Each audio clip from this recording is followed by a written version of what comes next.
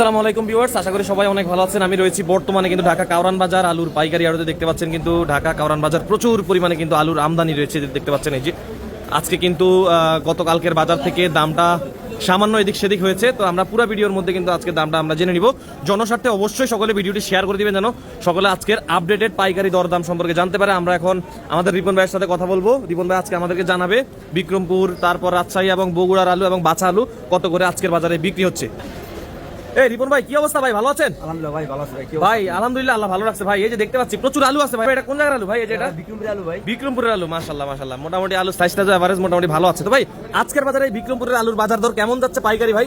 ভাই বিক্রমপুরের আলু ভাই বিক্রি করতেছে ভাই আপনার 11 থেকে 11.5, 11 থেকে 11.5 টাকা করে আজকের বাজারে বিক্রি হচ্ছে ভিউয়ার্স। এই যে এই বিক্রমপুরের ভালো সাইজের এই আলুগুলো।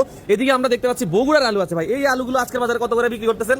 বগুড়ার আলু ভাই আপনার এটা বিক্রি হচ্ছে 15 টাকা করে বিক্রি হচ্ছে ভাই। আজকের বাজারে 15 করে বিক্রি হচ্ছে। আর এদিকে বাছা যে আলুগুলো, এগুলো আজকের বাজারে কত করে বিক্রি করছেন? আপনার 18 টাকা করে বিক্রি হচ্ছে, 18 থেকে 20 টাকা। আজকের বাজারে বাছাগুলো 18 থেকে 20 টাকা করে বিক্রি করছেন। আর এদিকে আমরা দেখতে পাচ্ছি রাজশাহীর আলু আছে ভাই। এই রাজশাহীর আলুগুলো আজকের বাজারে আপনি কত করে বিক্রি করছেন? সাইজ খুব ভালো কিন্তু দেখলাম আমরা। রাজশাহী ভাই 15 টাকা করে ভাই বিক্রি হচ্ছে। 15 টাকা করে বিক্রি হচ্ছে, বগুড়ারটাও 15 টাকা করে বিক্রি হচ্ছে। হ্যাঁ হ্যাঁ, মোটামুটি তাহলে বোঝা যাচ্ছে যে আগের বাজার থেকে আজকে আমদানি আলু বেশি হওয়ার কারণে দামটা একটু কমে গেছে, তাই তো?